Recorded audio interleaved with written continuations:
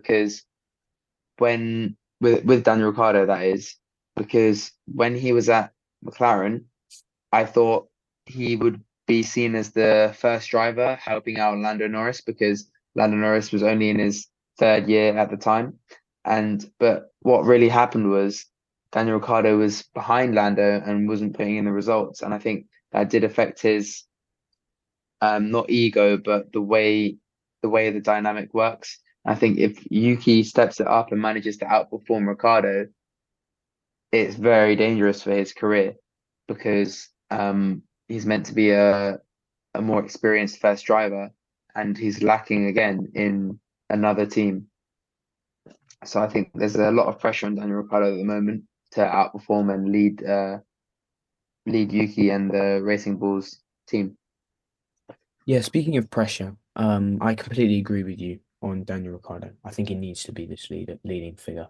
But, speaking of pressure, I feel like Lewis Hamilton has made this decision at Mercedes to leave because he doesn't feel that he can achieve an eighth world title at Mercedes. And now the pressure, I think, from the paddock has shifted to Mercedes. That people are thinking now, how are you going to respond? Lewis Hamilton, the greatest driver of all time, is essentially rejecting you and, you know, perceiving you to be unable to win a championship because that is his goal. And he wouldn't have made the decision to switch to Ferrari if he didn't think that he could have an outside chance of winning with them.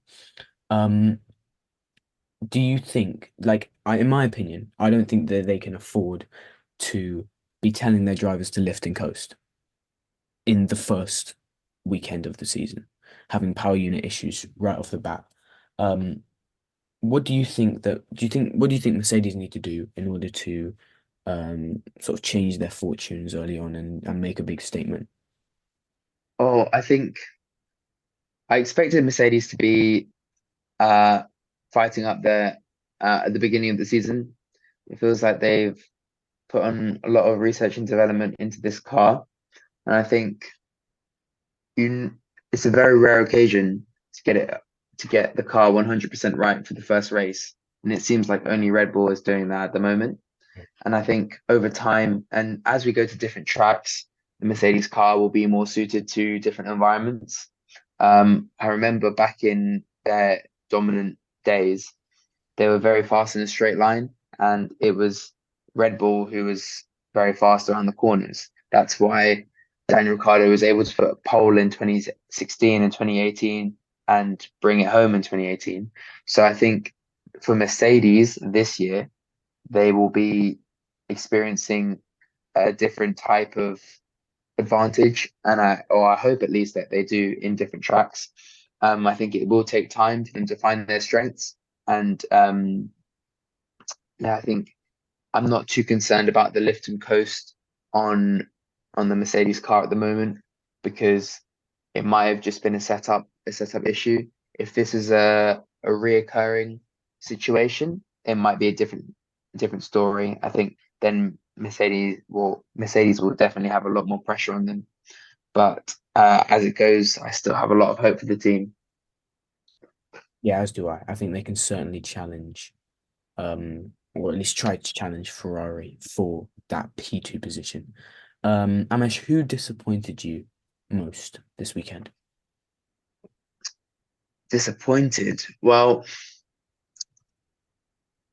I'd like to see more from the back markers, but the disappointment, I'm gonna go be harsh and go with the Alpine team in general.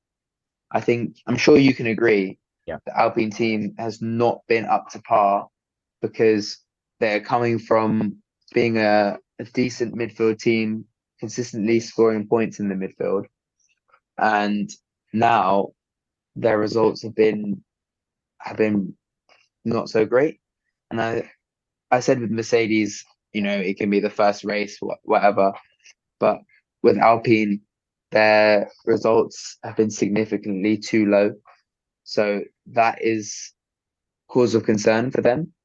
Yeah. Um, I think obviously it's still the first race and they can still improve, but I think even for the first race, they're still behind competition, and they won't be able to, in the near future at least. I doubt they'll be able to compete for the P4 or the P5 and the constructors. Yeah, I think they've been on a real downward spiral since Danny Rick left at the end of 2020. That was a season obviously cut short by COVID, but they showed their strength there with a podium from Ricardo at, I think it was Nürburgring, Yeah, the and Eiffel Grand Prix yeah, the Eiffel Grand Prix, strange times, and and Esteban Ocon Imola. Yeah, at Esteban Ocon as well. Was that the following year?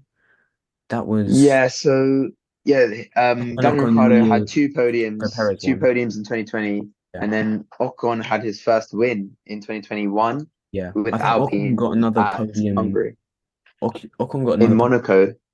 Where was it? No, it was It was Monaco. Bahrain when Oh yeah, Checo, Ocon, Stroll. oh But yeah, yeah, that was still 2020. yeah, Yeah, that was 2020. But since yeah, then, I can say it's been a real downward spiral for the team, and I yeah, think they've got to really sort things out because they have the backing of the entire. We saw the French GP taken off the calendar a couple of years ago.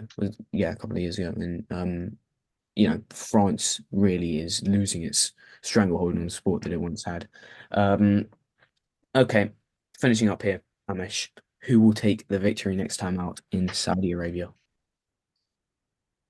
I'm gonna have to go with Max Verstappen again. I think with the way things are going and the momentum Max Verstappen has, I think there's nothing really stopping him.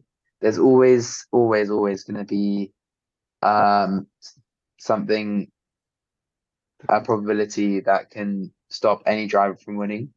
Yeah.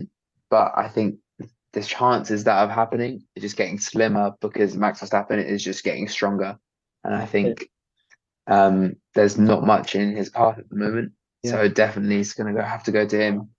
I agree. But we've seen Max, I'm not a man of superstition, but we've seen him, get into some incidents, get into some tricky incidents at Saudi Arabia in the past. Of course, Leclerc at the start of the 2022 season with that whole sort of DRS like switching fiasco. Hamilton, with their sort of collision, the year before that, and him obviously bidding it in the wall in the qualifying of that same year. So, although I think, and Checo obviously taking the win there last year, didn't he?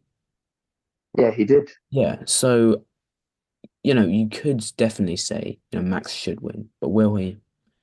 I'm not sure. I'm still gonna say Max wins it, but I think it might be a closer battle than we would initially expect, just based off previous performances. But with that, we have concluded this week's podcast. Thank you very much for listening to F1 every week. Thank you, Amesh, for joining me once again. Thank you for having me, Ben. No worries at all. Tune in next week for a review of the possibly Sainz Max Verstappen win 2024 Saudi Arabian Grand Prix.